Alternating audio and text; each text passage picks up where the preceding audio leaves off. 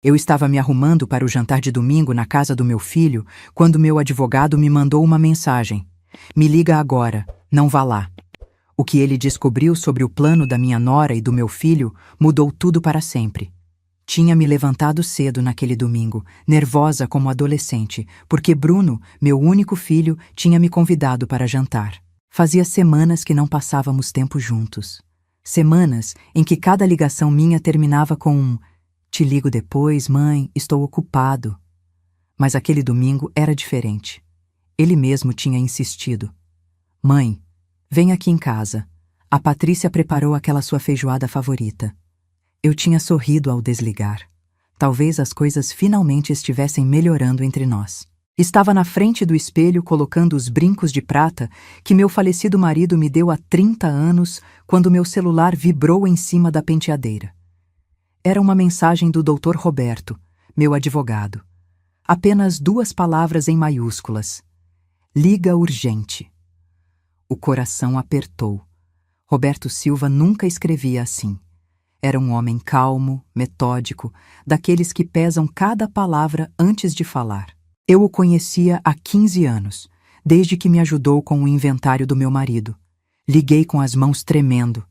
"Estela, graças a Deus você atendeu". A voz dele estava agitada, algo que eu nunca tinha ouvido nele. "Onde você está?". "Em casa, Roberto. Estou me arrumando para ir na casa do Bruno e..." "Não vá. Por favor, me escuta bem. Não vá nessa casa". O vestido azul que eu segurava na outra mão escorregou dos meus dedos. "O quê? Do que você está falando?". "É o jantar com meu filho. Ele mesmo me convidou". "Estela, encontrei uma coisa muito grave. Preciso que você venha no meu escritório agora mesmo. Ou, se preferir, eu vou aí na sua casa". Minha respiração ficou pesada. Lá fora, o sol da tarde entrava pela janela, mas de repente senti frio. "Roberto, você está me assustando. O que está acontecendo?". Houve um silêncio. Um silêncio que durou apenas segundos, mas pareceu uma eternidade. "Sua casa, Estela, já não é mais sua". As pernas falharam. Tive que sentar na beirada da cama. "Como assim não é minha? Claro que é minha. Comprei com meu próprio dinheiro. Trabalhei 30 anos para..." "Você assinou uma cessão total da propriedade há 6 meses. Seu filho é o dono legal agora. E tem mais, muito mais. Mas não posso te falar por telefone, Estela. Isso é muito sério". O mundo parou. Minha casa. A casa que levantei com bordados, com minhas mãos cansadas, com as madrugadas na frente da máquina de costura depois que meu marido morreu. A casa onde criei o Bruno, onde estão as fotografias da minha vida inteira. "Tô indo aí", sussurrei. "Me dá 20 minutos". Desliguei. Fiquei sentada olhando o vestido azul jogado no chão. E então entendi uma coisa que gelou meu sangue. Aquele jantar não era uma reconciliação. Era uma armadilha. Se algo nessa história te faz sentir um nó no peito, fica até o final, porque o que descobri naquela tarde não só me tirou a casa, me tirou a fé na minha própria família. Dá like, se inscreve e me acompanha nesse relato, porque preciso que alguém mais saiba o que vivi. E me conta nos comentários, de qual cidade você está assistindo? Enquanto dirigia até o escritório do Dr. Roberto, as lágrimas começaram a embaçar minha vista. Tive que parar no sinal e respirar fundo, limpando os olhos com as costas da mão. As pessoas passavam do meu lado, rindo, caminhando tranquilas, alheias ao fato de que meu mundo tinha acabado de desabar. Como tinha chegado até ali? Minha cabeça voou para trás, para os dias mais escuros da minha vida. Há 12 anos, quando meu marido José morreu de infarto fulminante, fiquei sozinha com 12 mil reais no banco e um aluguel que vencia em 2 meses. Bruno tinha acabado de entrar na faculdade, tinha 20 anos e toda uma vida pela frente. Eu tinha 56, nenhuma pensão e um vazio no peito que parecia engolir tudo. Mas não me dei o luxo de desabar. Me tranquei na sala da nossa antiga casa alugada e peguei a velha máquina de bordar que minha mãe tinha me deixado de herança. Aquela Singer preta, pesada como uma âncora, que eu carregava comigo desde que era menina. Limpei, passei óleo em cada peça e bordei minha primeira toalha de mesa. Vendi na feira de artesanato por R$ 80. R$ 80 que viraram 160, depois 500, depois 1.200. Na semana seguinte eu estava bordando guardanapos, toalhas de mesa, blusas tradicionais, capas de almofada com flores tropicais, imagens de Nossa Senhora Aparecida, paisagens do Nordeste. Cada ponto levava minha dor, minha raiva, minha necessidade de sobreviver. Trabalhava das 6 da manhã às 11 da noite. Meus dedos sangravam, meus olhos ardiam embaixo da luz amarela da lâmpada, mas eu não parava. Bruno me via trabalhando e às vezes dizia: "Mãe, descansa, já é muito tarde." Eu sorria com a linha entre os dentes e respondia: "Meu filho, isso é para você ter sua faculdade, para não te faltar nada." 5 anos depois, abri meu próprio ateliê. Um local pequeno na Vila Mariana com 3 funcionárias que me ajudavam. Meus bordados começaram a vender em lojas boutique. Turistas estrangeiros pagavam até R$ 800 por uma única toalha de mesa. Minhas mãos, essas mãos enrugadas e calejadas, estavam construindo um futuro. E então chegou o dia mais importante da minha vida. Eu tinha 63 anos quando assinei a escritura desta casa. Minha casa. Um pequeno imóvel de 2 andares na Vila Mariana, com um jardinzinho na frente e uma varanda onde eu podia ver o pôr do sol. Custou R$ 950 mil. Paguei à vista. Cada nota representava um amanhecer na frente da máquina, um pedido cumprido, um sim de algum cliente satisfeito. O tabelião me entregou as chaves e eu chorei como nunca tinha chorado. Liguei para o Bruno naquela tarde. Ele já tinha se formado em administração, trabalhava numa empresa internacional, ganhava bem. Falei: "Filho, a gente já tem casa própria. Nunca mais vamos depender de ninguém." Ele veio naquela noite carregando uma garrafa de espumante. Brindamos na sala vazia, sentados no chão porque eu ainda não tinha móveis. Ele me abraçou forte e disse: "Mãe, você é a mulher mais forte que eu conheço." Guardei essas palavras como um tesouro. Além da casa, consegui juntar R$ 220 mil. Tinha numa aplicação de renda fixa. Era meu colchão, minha segurança, minha velhice digna. Pensava em deixar tudo pro Bruno um dia, mas como herança, não como esmola, como o fruto de uma vida bem vivida, não como um espólio roubado. Estacionei na frente do prédio onde ficava o escritório do Dr. Roberto. Desliguei o motor, me olhei no retrovisor. Tinha os olhos inchados, o rímel borrado, o cabelo despenteado, mas havia algo mais no meu reflexo. Havia medo. Medo de confirmar que tudo pelo que tinha lutado, tudo que tinha construído com sangue e desvelos, tinha sido arrancado de mim pelas 2 pessoas em quem mais confiava neste mundo. Respirei fundo, peguei minha bolsa e desci do carro. Porque se tinha uma coisa que aprendi nessa vida, era isso. As batalhas mais duras não se travam contra estranhos, se travam contra quem você acreditou que jamais te trairia. O Dr. Roberto me recebeu no escritório com uma expressão que nunca tinha visto nele. Preocupação misturada com raiva contida. Me serviu um copo de água e esperou eu sentar antes de abrir uma pasta bege cheia de documentos. Mas antes de chegar nisso, preciso contar como tudo começou. Como uma mulher que eu não conhecia entrou nas nossas vidas e, sem que eu percebesse, começou a destruir tudo por dentro. Há 3 anos, Bruno chegou na minha casa num sábado à tarde com um sorriso que eu não via fazia tempo. Trazia pela mão uma mulher magra, de cabelo liso e escuro, impecavelmente vestida com um terno alfaiataria cor pérola, salto altíssimo, bolsa de marca, perfume caro que invadiu minha sala assim que ela entrou. "Mãe, essa é a Patrícia", disse meu filho com aquela voz emocionada de quem apresenta algo importante. Ela é formada em administração, trabalha numa consultoria financeira. Patrícia estendeu a mão. Não me abraçou, não sorriu com calor, só um sorriso educado, medido, frio. "Dona Estela, que prazer conhecê-la. O Bruno me falou muito da senhora." Ela me caiu bem no começo. Ou talvez eu me obriguei a achar ela legal porque via meu filho feliz. Fazia anos que não o via assim. Desde que a última namorada tinha terminado com ele, Bruno tinha ficado mais sério, mais fechado no trabalho. Patrícia parecia bem-sucedida, inteligente, daquelas mulheres que sabem o que querem. Pensei, que bom que meu filho encontrou alguém assim, alguém que vai ajudar ele a crescer.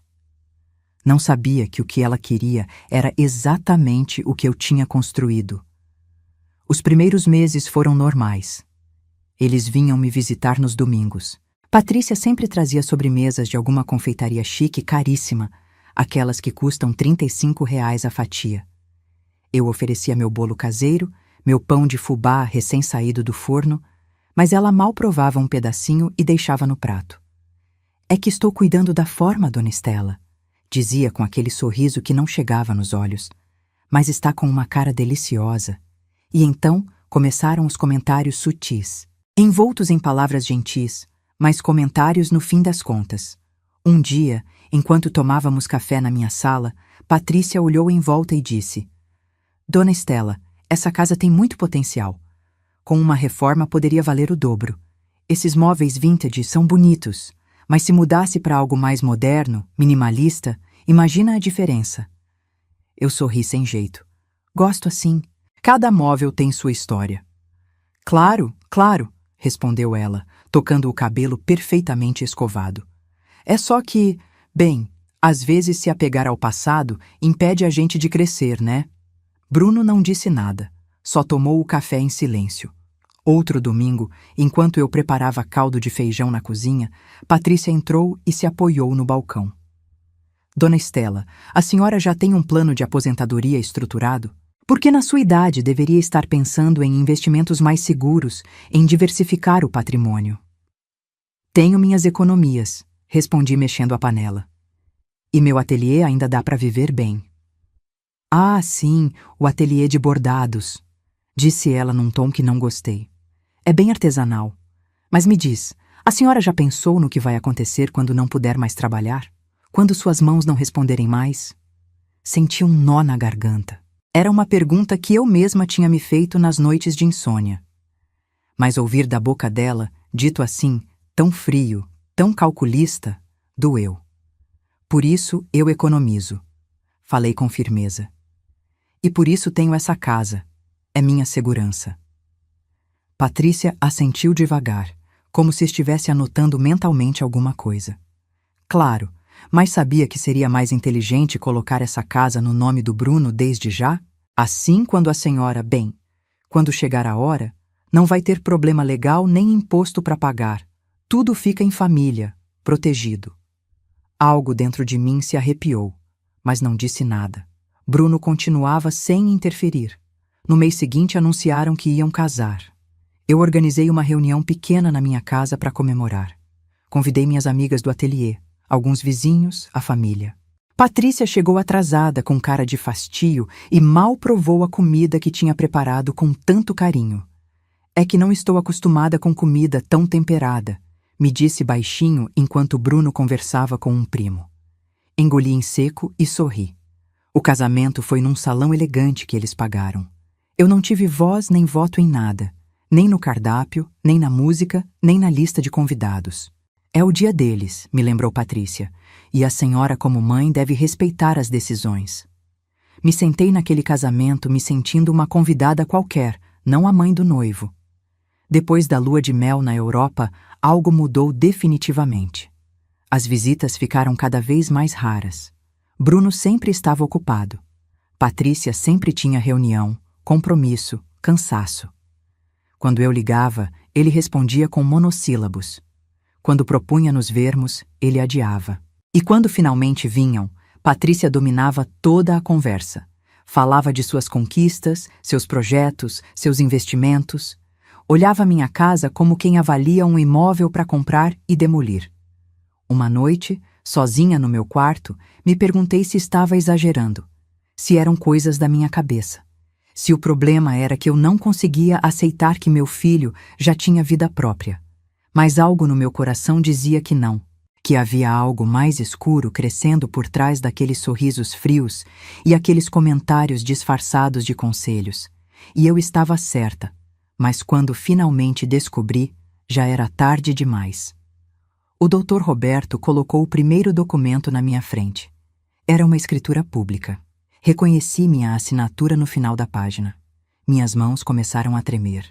Antes de te explicar isso, disse Roberto com voz grave, preciso que me conte exatamente como você assinou esse papel. Fechei os olhos e voltei àquele dia, 6 meses atrás. Uma terça à tarde. Bruno tinha me ligado naquela manhã, coisa rara porque quase nunca ligava durante a semana. Mãe, pode vir almoçar aqui em casa? Eu e a Patrícia precisamos falar com você sobre uma coisa importante. O tom era sério. Meu coração acelerou. Pensei em doenças, problemas, más notícias. Durante todo o caminho até o apartamento deles no Itaim, rezei em silêncio. Quando cheguei, Patrícia me recebeu com um sorriso que parecia grande demais, ensaiado demais. Tinha preparado uma mesa com salmão, salada e vinho branco. Tudo muito elegante, impessoal, nada que eu realmente gostasse. Mas comia em silêncio, esperando que me dissessem o que estava acontecendo. Depois da sobremesa, Bruno e Patrícia trocaram um olhar. Ele pigarreou. Mãe, a gente tem pensado muito no seu futuro, na sua segurança. Minha segurança? Repeti confusa. Patrícia se inclinou para frente com aquela expressão de preocupação que agora sei que era completamente falsa. Dona Estela, eu e o Bruno pesquisamos. A senhora sabia que quando uma pessoa morre e deixa imóveis, os herdeiros têm que pagar impostos enormes? Estamos falando de até 8% do valor do imóvel. Fiquei congelada. 8%? Sussurrei. Isso mesmo, continuou ela, tirando uma pasta com papéis impressos, gráficos, números marcados em amarelo. Sua casa está avaliada em mais de R$950 mil. Isso significa que o Bruno teria que pagar mais de 75 mil só em ITCMD. E se não pagar no prazo, o governo pode penhorar o imóvel. Meu filho pegou minha mão. Aquela mão que eu tinha segurado quando ele aprendeu a andar, quando caiu pela primeira vez, quando levou o primeiro fora. Mãe, a gente não quer que você perca sua casa. Não quer que todo o seu esforço vá parar nas mãos do governo. Por isso, pesquisamos opções legais. Que opções? Perguntei com a voz quebrada. Patrícia deslizou mais papéis na minha direção. Havia palavras que eu não entendia. Cessão de direitos. Transmissão patrimonial antecipada.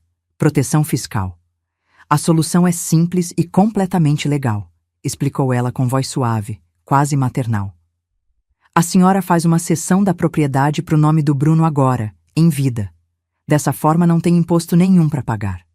A casa fica protegida e a senhora, claro, continua morando aqui como sempre. Nada muda para a senhora. É só um papel, um trâmite no cartório para proteger seu patrimônio. Mas eu deixaria de ser dona? Perguntei sentindo a boca secar. No papel, sim, respondeu Bruno rapidamente. Mas na prática, não. Continua sendo sua casa, mãe. É seu lar. Ninguém vai te tirar daqui. Isso é só para te proteger dos impostos abusivos do governo. Patrícia acrescentou com tom urgente. E acredite, dona Estela, a gente já viu casos terríveis. Pessoas idosas que perdem suas casas porque os filhos não conseguem pagar os impostos, famílias destruídas, patrimônios perdidos. A gente não quer que isso aconteça com vocês. Me mostraram reportagens impressas da internet. Histórias de famílias que tinham perdido tudo. Números vermelhos, advertências, manchetes alarmantes. Eu estava tonta, confusa, assustada. Mas não tem outro jeito? Um testamento? Não, mãe. Testamento não evita os impostos, interrompeu Bruno. Pelo contrário, complica mais ainda. Isso aqui é o mais seguro. Além disso, já conversei com um tabelião. Está tudo pronto. Só precisamos da sua assinatura.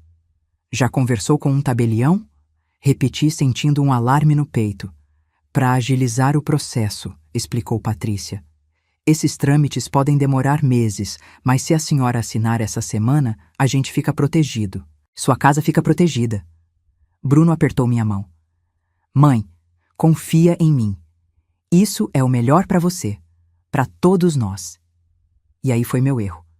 Meu erro monumental. Confiei. Confiei porque era meu filho. Porque achei que ninguém no mundo ia me proteger melhor que ele. Porque assumi que o amor dele por mim era inquebrável. 2 dias depois, assinei no cartório. O tabelião leu rapidamente os documentos, apontou onde colocar minha assinatura e eu obedeci como um robô. Patrícia e Bruno estavam ali, sorridentes, tranquilos. O tabelião me deu uma cópia dos papéis e disse: "Parabéns, a senhora fez um ato de grande amor e previsão." Saí de lá sentindo um vazio estranho no estômago, mas me convenci de que tinha feito a coisa certa. Guardei os papéis numa gaveta e tentei não pensar mais nisso. Até aquele domingo, até aquela mensagem do Dr. Roberto. Abri os olhos e olhei para o Dr. Roberto. Ele tinha o maxilar tenso, os punhos fechados sobre a mesa. "Estela", disse ele com voz rouca, "o que você assinou não foi uma proteção. Foi uma cessão total, absoluta e irrevogável da propriedade. Sua casa já não te pertence mais. O Bruno é o único dono legal, e se ele quiser vender, te expulsar e hipotecar, pode fazer sem seu consentimento." As palavras caíram sobre mim como pedras. Mas ele me disse: "Prometeu." "Te enganaram", sentenciou Roberto. "E tem mais." Ele tirou outro documento, um extrato bancário. Há 3 meses, o Bruno pediu um empréstimo hipotecário usando sua casa como garantia. 500 mil reais. Já está na conta deles. O mundo parou de girar. "O quê?" "Estão endividando sua propriedade, Estela. E se não pagarem, o banco toma. Mas não é só isso." Roberto pegou o celular. Me mostrou capturas de tela de uma conversa de WhatsApp. Um contato do cartório tinha passado aquilo para ele. Eram mensagens entre Patrícia e uma amiga. Li, e a cada palavra senti minha alma se partindo. "Já estamos quase nos livrando do estorvo. A velha assinou tudo. Agora só falta tirar ela da casa e reformar. O Bruno disse que a gente manda ela para qualquer lugar. Total, ela já cumpriu a função dela. E se ela resistir? Não vai resistir, tá sozinha, não tem mais ninguém. E mesmo que quisesse brigar, não tem papéis que provem nada. A casa é nossa." Deixei o celular cair na mesa. As lágrimas brotaram sem controle, queimando meu rosto, me sufocando. Meu filho, meu único filho, o menino que carreguei na barriga, que alimentei quando não tinha nem para mim, que vesti com roupa que eu costurava de madrugada, que eduquei, protegi, amei com cada fibra do meu ser. Tinha me vendido por 500 mil reais. Não sei quanto tempo fiquei chorando naquele escritório. O Dr. Roberto me trouxe um chá de camomila que não consegui tomar. As mãos tremiam tanto que o líquido derramava nas minhas pernas. Ele esperou em silêncio, me dando o espaço que eu precisava para processar o impensável. Quando finalmente consegui falar, minha voz saiu quebrada, irreconhecível. "Como? Como você descobriu tudo isso?" Roberto se recostou na cadeira e suspirou fundo. "Há 2 semanas recebi uma ligação de um colega do cartório de registro de imóveis. Me perguntou se eu ainda era seu advogado. Disse que sim. Então ele comentou que viu movimentações estranhas na sua escritura. Uma cessão total seguida quase imediatamente por um pedido de crédito hipotecário. Aquilo pareceu suspeito para ele." "Por que suspeito?" "Porque normalmente quando alguém faz uma cessão por proteção patrimonial, não hipoteca o imóvel logo em seguida. Isso contradiz o propósito da proteção. Meu colega sentiu que tinha algo errado e me avisou." Roberto abriu outra pasta. Comecei a investigar. Pedi cópias de todos os documentos, revisei o contrato de crédito. E então descobri que o empréstimo não foi pedido para melhorar o imóvel nem para nenhuma emergência médica. Foi um crédito de livre uso. Ou seja, esse dinheiro pode ser usado para qualquer coisa que eles queiram. "Para qualquer coisa?" repeti sentindo náusea. "Exatamente. Pode ser para comprar um carro, viajar, investir em outro negócio, o que for. E você, Estela, mesmo não sendo mais a dona legal, fica como avalista moral. Se eles não pagarem, o banco executa a hipoteca e vende a casa. Você perde seu lar e eles ficam com o dinheiro." Senti a sala rodando. "Como pude ser tão burra?" Gemi, cobrindo o rosto com as mãos. "Como não percebi?" "Você não foi burra", disse Roberto com firmeza. "Você foi manipulada. Eles usaram seu amor, sua confiança e seu medo contra você. Isso não é burrice, Estela. Isso é abuso. A palavra ficou pairando no ar. Abuso. Meu próprio filho estava me abusando. Mas tem mais, continuou o advogado. Eu achei que não podia haver nada pior. Contratei um investigador particular só para ter certeza, e ele encontrou isso.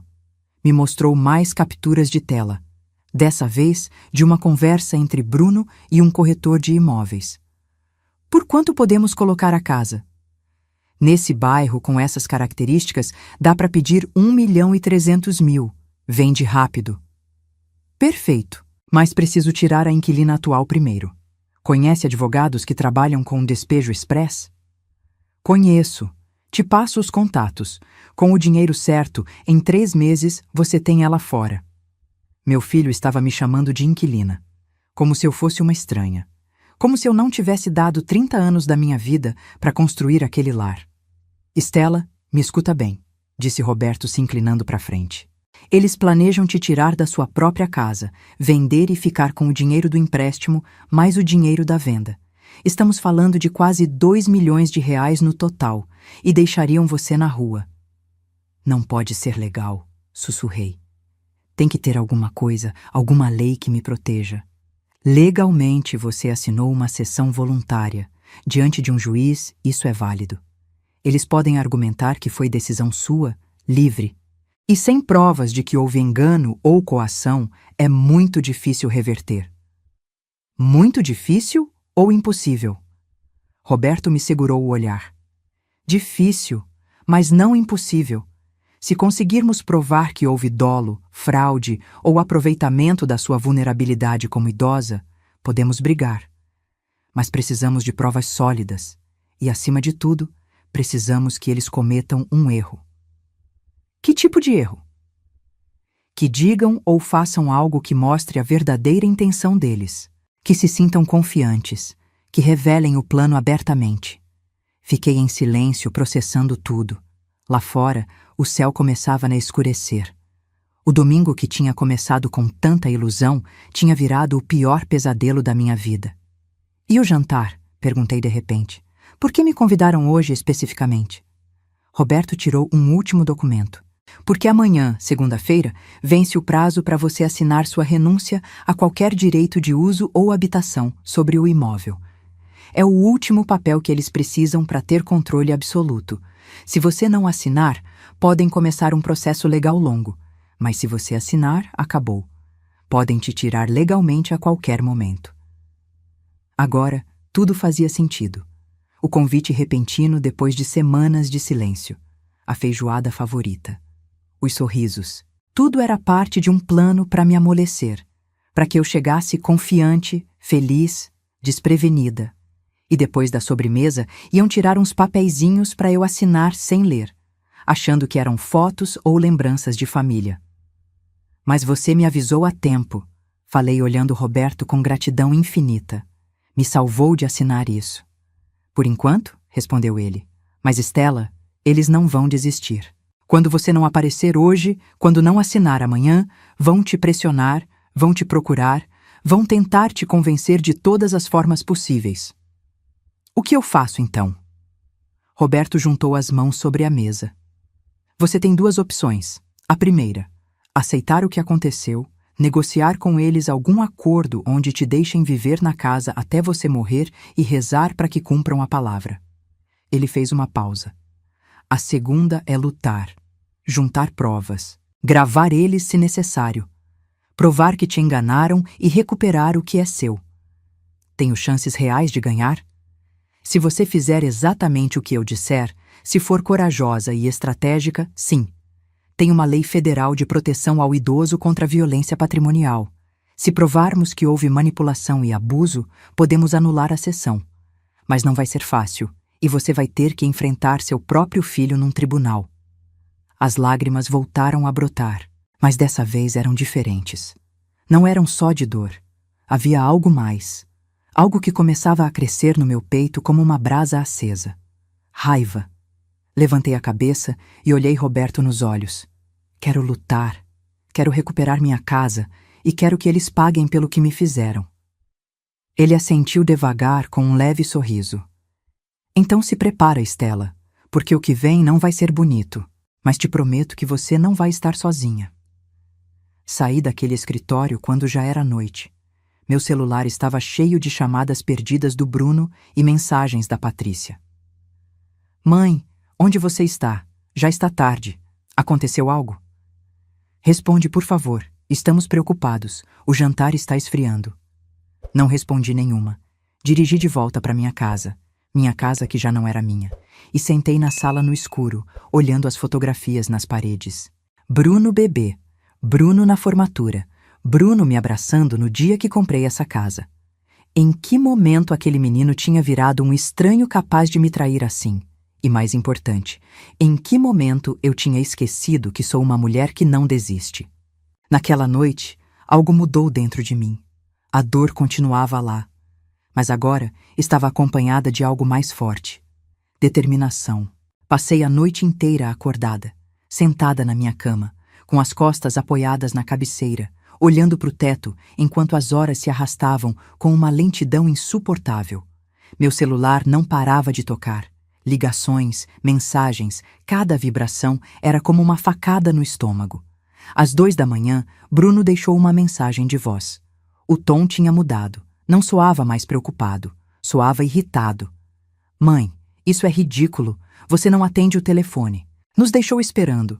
Nos fez passar vergonha. Pelo menos tenha a decência de explicar o que aconteceu. Me liga amanhã cedo. Apaguei a mensagem sem terminar de ouvir. Na segunda de manhã, o Dr. Roberto me ligou. Estela, como amanheceu? Não dormi, respondi com a voz rouca. Imaginei. Escuta, tenho um plano, mas preciso que você confie em mim e faça exatamente o que vou pedir. Fala. Quero que você vá nesse jantar. Me sentei de repente na cama. O quê? Tá louco? Não vou. Me escuta, interrompeu com calma. Precisamos de provas. Precisamos que eles revelem as intenções. E a melhor forma de conseguir isso é você ir, fingir que não sabe de nada e deixar eles falarem. Leva seu celular gravando na bolsa. Grava tudo. Cada palavra, cada gesto, cada comentário. Roberto, não consigo. Não consigo sentar na frente deles e agir como se... Eu sei que é difícil, mas é a única maneira. Se não tivermos provas contundentes do plano deles, vai ser sua palavra contra a deles. E diante de um juiz, eles podem argumentar que tudo foi legal e transparente. Precisamos que eles se entreguem sozinhos. Fechei os olhos, respirei fundo. E se eu não conseguir? E se eu desabar ali mesmo? Você não vai desabar, disse Roberto com firmeza. Porque você é mais forte do que imagina. E porque já sobreviveu a coisas piores que um jantar desconfortável. Pensa nisso como uma atuação, a atuação mais importante da sua vida. Naquela tarde liguei de volta para o Bruno. Coloquei minha melhor voz de mãe arrependida. Filho, me perdoa. No domingo passei mal, acho que foi algo que comi. Tive que voltar correndo para casa e acabei desmaiando. Só agora vi todas as ligações de vocês. Houve um silêncio do outro lado. Depois, a voz dele, mais fria que o normal. Você ficou doente esse tempo todo e não conseguiu mandar uma mensagem? Desculpa, meu amor. Não quis preocupar vocês. Podemos jantar hoje? Deixa eu compensar. Ouvi Patrícia falando ao fundo. Depois Bruno respondeu. Hoje não dá, mas amanhã sim. Que tal às 8? Perfeito. Estarei aí. Desliguei e fiquei olhando o telefone na minha mão. O Dr. Roberto tinha me dado instruções precisas. Ativar o gravador de voz, colocar na bolsa, deixar perto durante todo o jantar. A terça chegou rápido demais. Me vesti com um suéter vinho e uma calça preta. Nada elegante. Não queria que achassem que era uma ocasião especial para mim. Peguei minha bolsa de couro marrom, verifiquei 3 vezes se o gravador estava ativo e dirigi até o Itaim com o estômago embrulhado. Quando cheguei no prédio onde eles moravam, o porteiro me cumprimentou com um sorriso. Apenas assenti sem falar. Subi no elevador até o 12º andar. Cada segundo parecia eterno. Toquei a campainha. Patrícia abriu a porta. Usava um vestido preto justo e o cabelo preso num coque perfeito. Me olhou de cima a baixo antes de sorrir. Dona Estela, que bom que já está melhor. Entre. Entrei. O apartamento cheirava a perfume caro e velas aromáticas importadas. Tudo estava impecavelmente arrumado. Nem um cisco de poeira, nem um objeto fora do lugar. Era um espaço frio, sem alma, como showroom de revista. Bruno saiu da cozinha secando as mãos num pano. Me deu um beijo no rosto, mas foi mecânico, sem carinho. Oi, mãe, senta. Já está quase pronto o jantar. Me sentei na mesa de vidro. Coloquei minha bolsa na cadeira vazia ao meu lado, garantindo que o microfone ficasse exposto. Patrícia serviu vinho. Mal toquei no copo. Bruno trouxe os pratos. Um risoto com cogumelos. Nada a ver com a feijoada que supostamente tinham preparado no domingo. Comemos em silêncio nos primeiros minutos. Eu sentia os olhares deles sobre mim, me avaliando, medindo cada movimento meu.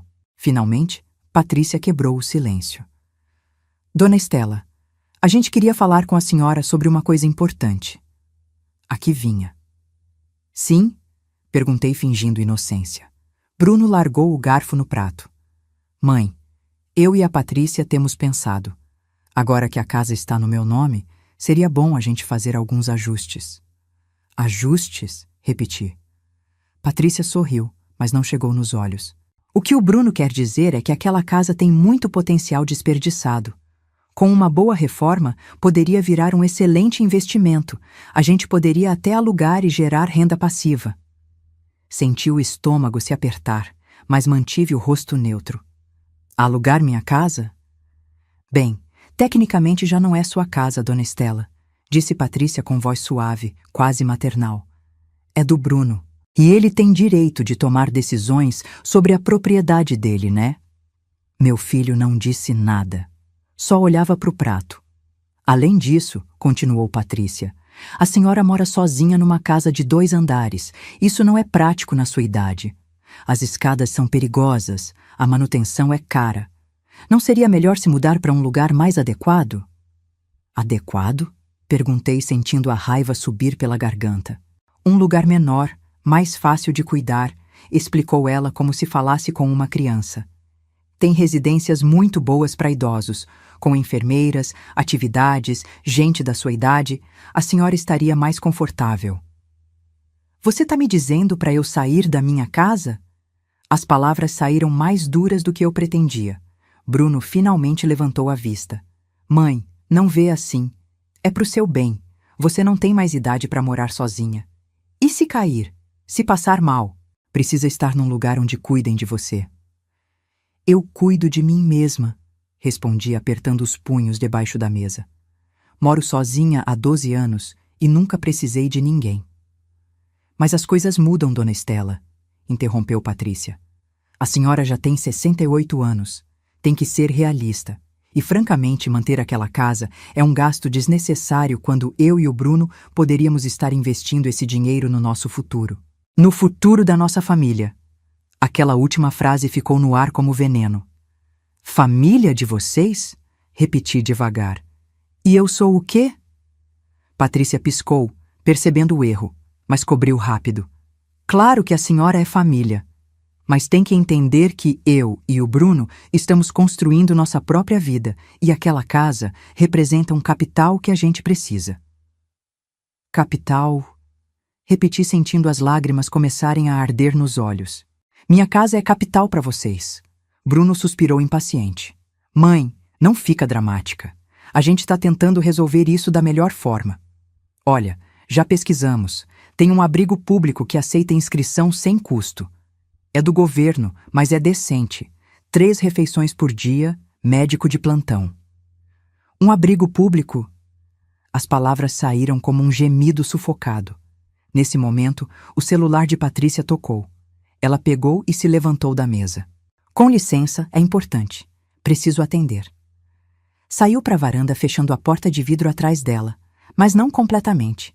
Ficou entreaberta. Bruno e eu ficamos sozinhos. Ele não me olhava. Brincava com o garfo, empurrando o arroz de um lado para o outro do prato. Assim de fácil? Perguntei com a voz tremendo. Assim de fácil você se livra de mim? Não é isso, mãe. Então é o quê, Bruno? É o quê? Ele levantou a voz pela primeira vez. Que eu preciso desse dinheiro, tá bom? Eu e a Patrícia temos planos. Queremos comprar um terreno em Campos do Jordão, construir uma casa própria. Mas não dá se todo o seu patrimônio está parado naquela casa velha que você nem usa direito. Fiquei sem ar. Aquela casa velha é o que construí para você, sussurrei. Cada tijolo, cada janela, cada metro quadrado foi pensando em te deixar algo, em você ter um respaldo. E eu agradeço, mãe, mas não sou mais criança. Tenho 32 anos e preciso tomar minhas próprias decisões. Da varanda, ouvi a voz de Patrícia ao telefone. Ela falava alto o suficiente para as palavras chegarem até a sala. Sim, já estamos quase nos livrando do problema. Vamos mandar ela para um abrigo público, imagina. Mas pelo menos a gente recupera o investimento. Não tem sido difícil. A velha é dócil. Acredita em tudo que a gente fala. 3 meses no máximo, e a casa é nossa para vender. O mundo parou. Olhei para o meu filho. Ele tinha ouvido cada palavra. E não fez nada. Não se levantou para me defender. Não gritou com a esposa. Não disse, não fala assim da minha mãe. Simplesmente continuou empurrando o arroz no prato. E naquele momento algo dentro de mim morreu. Não foi meu amor por ele. Isso, por mais doloroso que fosse, ainda estava lá. O que morreu foi minha ilusão. A imagem que eu tinha do meu filho. A ideia de que eu importava para ele, mesmo que fosse só um pouco. Me levantei da cadeira devagar. Peguei minha bolsa. Bruno finalmente me olhou. Para onde você vai? Não respondi. Caminhei até a porta. Patrícia voltou da varanda com um sorriso. Já vai, dona Estela. Mas a gente nem terminou de... Terminamos. Falei com uma voz que não reconheci como minha. Terminamos tudo. Abri a porta e saí. Atrás de mim ouvi Bruno dizer: Deixa ela. Ela vai assinar. Não tem para onde ir. Desci no elevador com as pernas tremendo. Cheguei no meu carro, sentei no banco do motorista e ali finalmente explodi. Chorei como não tinha chorado desde a morte do meu marido. Chorei pela traição, pela humilhação, pelo filho que tinha perdido sem nem perceber. Mas quando as lágrimas secaram, quando o choro virou soluço e o soluço virou silêncio, peguei meu celular. Parei a gravação. 2 horas e 14 minutos de áudio. Cada palavra, cada plano, cada insulto disfarçado de preocupação. Mandei o arquivo para o Dr. Roberto com uma única mensagem. Tenho o que a gente precisava, agora me diz como a gente destrói eles. Os 3 meses seguintes foram um turbilhão de citações, audiências, perícias e depoimentos. Cada semana tinha que me apresentar em algum órgão público para responder perguntas, assinar documentos, ratificar testemunhos. Bruno e Patrícia contrataram um advogado caro, daqueles que cobram R$ 10.000 só pela consulta inicial. Um homem de terno italiano e sorriso de tubarão que tentou me intimidar cada vez que a gente se cruzava nos corredores do fórum. Dona Estela, isso pode ser resolvido sem tanto escândalo, me dizia com voz melosa. Pensa no seu filho. Quer mesmo arruinar a vida dele por um mal-entendido? Eu olhava sem piscar e respondia. Não foi mal-entendido. Foi roubo planejado. E eu não arruinei a vida dele. Ele arruinou a minha. Durante esse tempo não voltei a falar com Bruno. Ele tentou me ligar 2 vezes. Deixou mensagens de voz que nunca ouvi completas. Depois, imagino que o advogado dele aconselhou a não me contatar diretamente. Patrícia, por outro lado, me mandou uma mensagem às 3 da manhã numa terça. Uma única mensagem cheia de xingamentos, ameaças e palavras que nunca pensei ler escritas com tanto veneno. Guardei como prova e entreguei para a doutora Márcia, a promotora do caso. Perfeito, disse ela com um sorriso satisfeito. Intimidação de testemunha. Isso soma mais acusações para ela. Meu ateliê de bordados continuou funcionando, mas eu já não era a mesma. Minhas funcionárias notavam a mudança. Me perguntavam se estava tudo bem. Eu sorria e acenava que sim, mas por dentro sentia como se carregasse pedras no peito. As noites eram o pior. Acordava às 3 da manhã encharcada de suor, com pesadelos onde Bruno era criança de novo e eu o perdia numa multidão. Sonhava que procurava gritando o nome dele, mas ele nunca virava. Finalmente chegou o dia da audiência definitiva. O dia em que o juiz escutaria todos os argumentos, revisaria todas as provas e daria a sentença sobre a nulidade da sessão. Era uma 4ª de abril. O céu estava cinza, ameaçando chuva. Me levantei às 6 da manhã, me vesti com um terno azul marinho e prendi o cabelo num coque impecável. Queria parecer digna, queria que o juiz visse uma mulher séria, não uma vítima desesperada. O Dr. Roberto passou para me buscar às 8. Pronta? Perguntou estudando meu rosto. O mais pronta que posso estar para ver meu filho sentado no banco dos réus. O fórum ficava no centro da cidade. Um prédio antigo com tetos altos e corredores que cheiravam a papel velho e desinfetante. Subimos para o 3º andar, onde ficava a sala de audiências. Bruno e Patrícia já estavam lá, sentados com o advogado deles. Ele usava terno preto, gravata cinza e estava abatido. Tinha emagrecido. Tinha olheiras fundas. Patrícia, por outro lado, mantinha a compostura de gelo. Vestido cinza pérola e cabelo perfeitamente liso. Quando entrei, Bruno levantou a vista. Nossos olhos se encontraram por um segundo que pareceu eterno. Vi dor no olhar dele. Arrependimento, talvez. Ou só medo das consequências. Desviei o olhar. Nos chamaram para a sala. Era um espaço retangular com paredes bege, um estrado onde sentava o juiz e bancos de madeira para os envolvidos. Me sentei ao lado dos meus advogados. Bruno e Patrícia sentaram do outro lado, a apenas 3 metros de distância. O juiz entrou.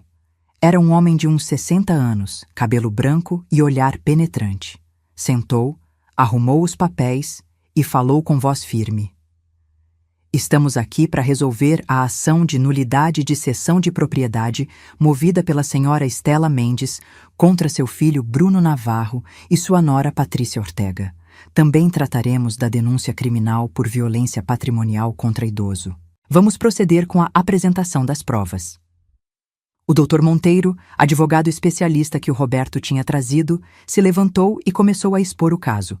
Falou por 20 minutos, explicando cronologicamente como me enganaram, como usaram meu medo de perder meu patrimônio para me manipular, como pediram o empréstimo hipotecário sem meu conhecimento. Depois veio o momento mais duro: reproduzir os áudios. A voz de Patrícia preencheu a sala. Já estamos quase nos livrando do problema. Vamos mandar ela para um abrigo público, imagina. Mas pelo menos a gente recupera o investimento. Vi Bruno fechar os olhos, apertando os punhos nas pernas. Depois, o áudio da conversa dele com o corretor. Preciso tirar a inquilina atual primeiro. O advogado de defesa tentou objetar, argumentando que os áudios tinham sido obtidos sem consentimento. Mas a douca doutora Márcia respondeu com calma. Os áudios foram gravados pela própria vítima durante conversas em que ela estava presente. É completamente legal, segundo a Lei de Proteção de Dados Pessoais, quando se trata de documentar um crime. O juiz assentiu e permitiu que continuassem. Depois foi minha vez de depor. Me levantei com as pernas tremendo. Caminhei até o estrado, coloquei a mão sobre a Bíblia e jurei dizer a verdade. O Dr. Monteiro me fez perguntas básicas primeiro. Meu nome, idade, profissão, como tinha adquirido a propriedade. Dona Estela, pode descrever com suas próprias palavras o que seu filho e sua nora disseram quando pediram para a senhora assinar a cessão? Respirei fundo. Me disseram que era para me proteger, que se eu morresse, o Bruno teria que pagar mais de 75 mil reais em impostos. Me disseram que era só um trâmite no papel, que eu continuaria morando na minha casa como sempre. Me juraram. E a senhora acreditou? Sim, porque era meu filho, porque achei que ele jamais me faria mal. Quando percebeu que tinha sido enganada, as lágrimas começaram a rolar, mas minha voz se manteve firme. Quando meu advogado me ligou para dizer que eu não era mais dona de nada, que tinham hipotecado minha casa, que planejavam me expulsar para vender. Como se sentiu naquele momento? Olhei diretamente para o Bruno. Ele estava de cabeça baixa, evitando meu olhar. Senti que morria. Senti que 30 anos de trabalho, de sacrifício, de amor incondicional não tinham significado nada para ele. Senti que meu único filho tinha me vendido por dinheiro. O silêncio na sala era absoluto. Depois foi a vez do advogado de defesa me interrogar. Se levantou com expressão severa. Dona Estela, é verdade que a senhora assinou os documentos voluntariamente na frente de um tabelião? Assinei o que meu filho me pediu para assinar, confiando nele. Leu os documentos antes de assinar? O tabelião leu rapidamente. Eu confiei que meu filho não mentiria. Senhora, a senhora é uma mulher de 68 anos, dona de um negócio de sucesso. Está me dizendo que não tem capacidade de ler um documento legal antes de assinar? Senti a raiva subir pela garganta. Tenho capacidade. O que eu não tinha era motivo para desconfiar do meu próprio filho.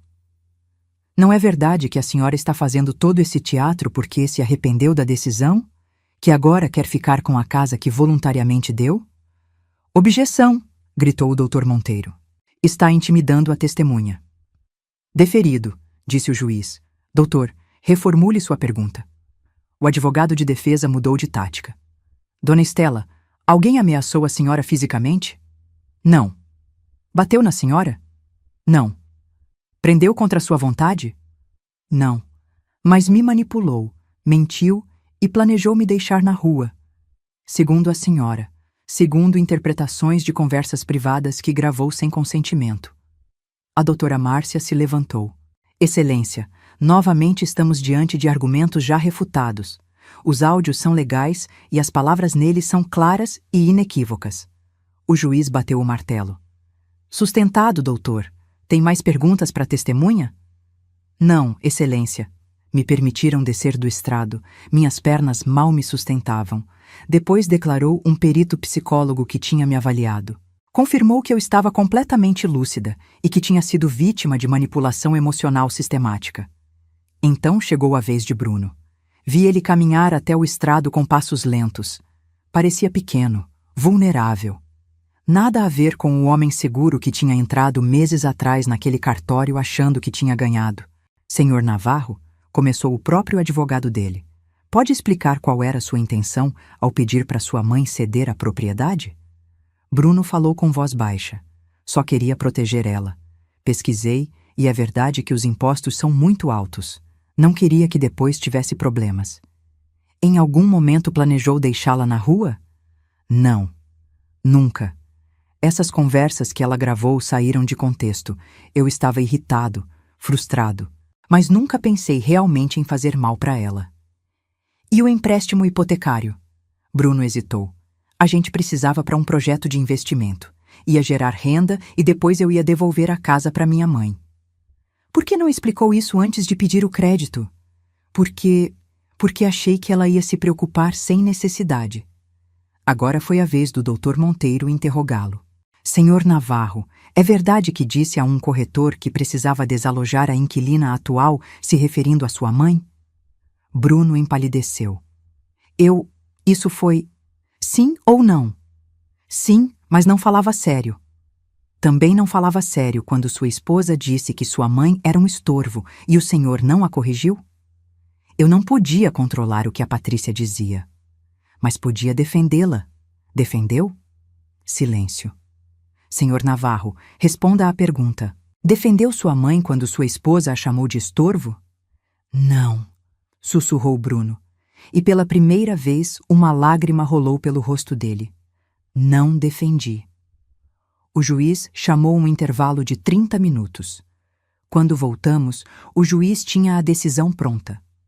Após revisar exaustivamente as provas apresentadas, especialmente os áudios e testemunhos, este juízo determina o seguinte. Meu coração batia tão forte que mal conseguia ouvir. Primeiro, declara-se nula a cessão de propriedade realizada pela senhora Estela Mendes a favor de seu filho Bruno Navarro, por ter sido realizada sob engano, manipulação e erro substancial induzido dolosamente. Segundo, a propriedade localizada na Rua das Bromélias, 237, Vila Mariana, se restitui imediatamente ao nome de sua legítima proprietária, a senhora Estela Mendes. Terceiro, o empréstimo hipotecário obtido fraudulentamente fica como responsabilidade exclusiva do Sr. Bruno Navarro e da Sra. Patrícia Ortega, que deverão quitá-lo sem que a propriedade ou a Sra. Estela tenham qualquer responsabilidade. Quarto, condena-se o Sr. Bruno Navarro e a Sra. Patrícia Ortega ao pagamento de R$ 170 mil por conceito de dano moral e custas judiciais a favor da Sra. Estela Mendes. Quinto, encaminhe-se o processo à promotoria para determinar se procede ação penal pelos crimes de estelionato e violência patrimonial contra idoso. O martelo caiu. Encerra-se a sessão. O mundo pareceu parar. Bruno tinha a cabeça entre as mãos. Patrícia olhava para frente com os olhos cheios de lágrimas de raiva. Eu fiquei imóvel, processando o que tinha ganhado. Tinha recuperado minha casa, minha dignidade, minha vida. Mas ao olhar para o meu filho arrasado naquela cadeira, com os ombros caídos e a derrota escrita em cada linha do rosto, me dei conta de algo devastador. Tinha ganhado a batalha, mas tinha perdido meu filho para sempre. Os dias depois da sentença foram estranhos, silenciosos, como acordar depois de uma tempestade e não reconhecer a paisagem que ficou para trás. Voltei para minha casa legalmente minha de novo, e percorri cada cômodo como se fosse a primeira vez. Toquei as paredes, sentei no meu sofá, subi as escadas devagar, sentindo cada degrau embaixo dos meus pés. Tudo estava igual, mas eu já não era a mesma mulher que tinha saído dali meses atrás. O Dr. Roberto me ajudou com todos os trâmites para registrar novamente a propriedade no meu nome. O banco, depois de uma negociação tensa, aceitou que Bruno e Patrícia eram os únicos responsáveis pelo empréstimo hipotecário. Minha casa ficou livre de qualquer gravame. Os R$ 170 mil da indenização chegaram na minha conta 3 semanas depois. Era uma quantia considerável, mas parecia vazia, como se nenhuma quantidade de dinheiro pudesse compensar o que eu realmente tinha perdido. Uma tarde de maio, enquanto bordava no meu ateliê, meu telefone tocou. Era um número desconhecido. Hesitei antes de atender. Mãe! A voz de Bruno me atravessou como uma faca. Não respondi de imediato. Só ouvi a respiração entrecortada dele do outro lado. Mãe, sei que não tenho direito de te ligar. Sei que estraguei tudo, mas preciso que você saiba uma coisa. Fechei os olhos, apertando o telefone contra o ouvido. Eu e a Patrícia estamos nos divorciando. A voz dele estava quebrada. Ela me deixou quando a gente perdeu o processo. Disse que eu era um inútil, que tinha estragado o melhor plano que a gente tinha, que eu era fraco por não ter sido mais duro com você. Senti um nó na garganta, mas não falei. E ela tinha razão, mãe. Eu era fraco. Mas não do jeito que ela pensava. Era fraco porque deixei ela me controlar. Porque permiti que me convencesse de que você era um estorvo. Porque esqueci quem você realmente é. As lágrimas começaram a rolar pelo meu rosto em silêncio. Perdi meu emprego, continuou ele. A empresa descobriu do processo e me demitiu. Disseram que sou um risco para a reputação deles. Tô morando num apartamento pequeno que aluguei com o pouco que sobrou. E todos os dias acordo pensando em como pude te trair desse jeito. Bruno, finalmente falei com a voz rouca. Não, deixa eu terminar. Por favor, preciso falar isso, mesmo que depois você nunca mais queira saber de mim. Ele respirou fundo. Mãe, passei 32 anos da minha vida te vendo levantar todo dia antes do sol nascer. Te vi costurar até os dedos sangrarem. Te vi chorar pelo meu pai e mesmo assim seguir em frente. Te vi construir um negócio do nada. E em vez de honrar esse legado, em vez de te proteger como você me protegeu a vida toda, te apunhalei pelas costas. A voz dele se quebrou completamente. Não espero que me perdoe.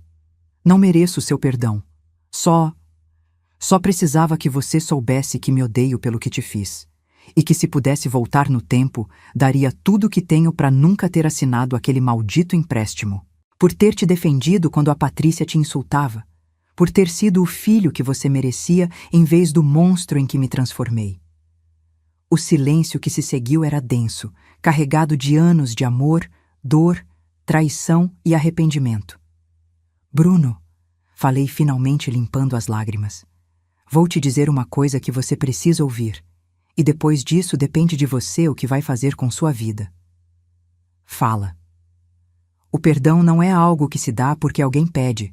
Se dá quando a pessoa ofendida está pronta para soltar o peso do rancor. E eu ainda não tô pronta. Ouvi ele soluçar do outro lado. O que você me fez foi imperdoável.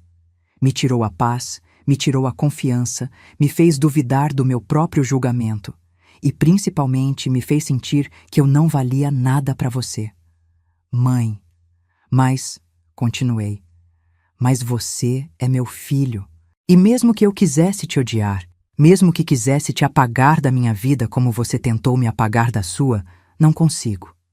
Porque o amor de mãe não se apaga assim tão fácil, Bruno. É como aquelas brasas que continuam ardendo embaixo da cinza, mesmo quando tudo parece morto. O que você está dizendo? Que não vou fingir que nada aconteceu, que a gente não vai voltar a ser o que era, porque isso não existe mais. Mas também não vou fechar a porta para sempre. Você está me dando uma chance? Tô te dizendo que o perdão se conquista, Bruno. Não com palavras, não com lágrimas. Se conquista com ações, com tempo, com você me mostrando que entendeu a lição, que cresceu, que virou um homem de verdade, não o fantoche de uma mulher manipuladora. Como? Como te mostro isso? Isso você tem que descobrir sozinho, mas vou te dar um conselho. Começa por se reconstruir, arruma um trabalho, paga suas dívidas, aprende a viver com as consequências das suas decisões e, principalmente, aprende a se olhar no espelho sem sentir nojo. Houve uma longa pausa. E se eu conseguir, se eu realmente mudar, vai ter espaço para mim na sua vida de novo? Talvez, respondi honestamente. Ou talvez não. Isso vai depender de muitas coisas, mas por enquanto, o que preciso é espaço, distância, tempo para curar o que vocês quebraram. Eu entendo, disse ele com voz pequena. E mãe, mesmo que não sirva de muita coisa, eu te amo. Sempre te amei. Só perdi de vista o que realmente importava. Eu também te amo, Bruno. Por isso dói tanto. Desliguei antes de desabar completamente. Os meses seguiram seu curso. O verão chegou com seu calor sufocante. Meu ateliê começou a receber mais pedidos. Uma loja boutique em Campos do Jordão me fez uma encomenda de 50 toalhas bordadas à mão. O trabalho me mantinha ocupada. E isso era bom. Não tinha tempo para afundar na dor. Mas a casa de 2 andares estava grande demais para mim. Vazia demais. Cada quarto trazia memórias que agora doíam em vez de aquecer. Foi quando tomei uma decisão. Conversei com o Dr. Roberto e com um corretor de confiança. 3 meses depois da sentença, coloquei minha casa para alugar. Um casal jovem com 2 filhos se interessou. Pagavam R$ 3.500 por mês. Era uma renda boa, estável. Com parte da indenização e das economias que tinha, comprei um apartamento pequeno para mim. 50 metros quadrados num prédio simples na Saúde. Um quarto, uma sala, uma cozinha americana e uma varandinha onde cabia uma cadeira e um vaso de plantas. Era tudo o que eu precisava. Mudei numa quinta de manhã. As meninas do ateliê me ajudaram a carregar as caixas. Levei minha máquina de costura, minhas fotografias, os brincos de prata do José, alguns móveis que tinham história. O resto deixei na casa alugada.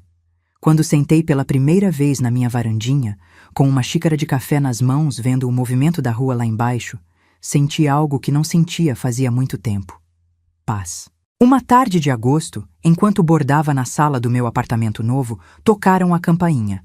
Era o porteiro com uma carta certificada. De Bruno. Com as mãos tremendo, abri. Mãe, não espero resposta a essa carta. Só quero que você saiba que consegui emprego numa construtora. É um cargo modesto, muito abaixo do que ganhava antes. Mas é honesto. Estou pagando pouco a pouco o empréstimo que arruinou tudo. Vai me levar anos para quitar, mas vou conseguir. Também comecei terapia. O psicólogo tem me ajudado a entender como permitir que a Patrícia me manipulasse. Como confundi amor com obsessão por aparentar sucesso. Como trair os valores que você me ensinou. Cada semana deposito R$ 500 numa conta poupança. Não sei para que exatamente. Talvez um dia possa te devolver pelo menos uma parte mínima do que você me deu a vida toda. Ou talvez seja só minha forma de lembrar que as coisas valiosas se constroem com paciência, não se roubam. Vi na internet que você alugou a casa e comprou um apartamento menor. Fiquei feliz. Feliz que você esteja reconstruindo sua vida do jeito que faz sentido para você. Não tô pedindo perdão de novo. Só quero que saiba que tô tentando ser melhor. Dia a dia. Passo a passo. E se algum dia, quando sentir que seu coração tá pronto, quiser tomar um café comigo, vou estar esperando. Com amor e vergonha eterna, seu filho Bruno. Dobrei a carta devagar. As lágrimas rolavam pelo meu rosto, mas dessa vez não eram só de dor. Tinha algo mais. Algo que parecia esperança. Não respondi de imediato, mas guardei a carta na gaveta da minha mesinha de cabeceira, junto com as fotografias antigas e os brincos de prata do José. Porque o perdão, como eu tinha dito pro Bruno, não chega num dia. Chega em pequenas doses, em momentos inesperados. Na decisão consciente de soltar 1 grama de rancor cada vez que o peso fica insuportável. Hoje, 1 ano depois daquela sentença, continuo morando no meu apartamento pequeno. A renda do aluguel da casa me dá segurança financeira. Meu ateliê continua crescendo. Até contratei mais uma funcionária. Bruno e eu tomamos café 3 vezes. Conversas desconfortáveis no começo, onde ele fala do trabalho dele e eu do meu ateliê. Onde a gente evita mencionar Patrícia ou o processo. Onde construímos com dificuldade algo novo sobre as ruínas do que fomos. Não sei se um dia vamos voltar a ter a relação que tínhamos. Provavelmente não. Mas talvez a gente possa construir algo diferente. Algo mais honesto. Algo baseado em respeito mútuo e não em dependência cega. Porque aprendi algo fundamental nesse processo doloroso. O amor verdadeiro não é cego. O amor verdadeiro te permite ver com clareza e, ainda assim, escolher ficar. Mas também te permite ver com clareza quando é hora de se proteger. O respeito não é opcional. Não se negocia, não se implora. E sua dignidade não está à venda, não importa quem seja o comprador. Me sento na minha varandinha esta tarde com uma xícara de café entre as mãos, olhando o pôr do sol que pinta o céu de laranja e rosa. O mesmo céu que via quando estava quebrada. O mesmo céu que me viu levantar. E penso em todas as mulheres que estão passando agora mesmo pelo que eu passei, que sentem que estão sozinhas, que acreditam que não têm poder. E quero dizer para elas isso do fundo da minha alma. Você nunca é velha demais para defender o que é seu. Nunca é tarde demais para recuperar sua dignidade. E a verdadeira riqueza não está nas propriedades que você possui, mas na capacidade de se olhar no espelho e reconhecer a mulher que você é. Uma mulher que se levanta, que luta, que sobrevive e que, apesar de tudo, ainda é capaz de amar, mas agora com os olhos bem abertos. No seu lugar, o que você faria? Me conta nos comentários. E não deixa de assistir o próximo vídeo que está aparecendo na tela, porque traz uma reviravolta emocionante que vai te fazer refletir sobre família, perdão e recomeços.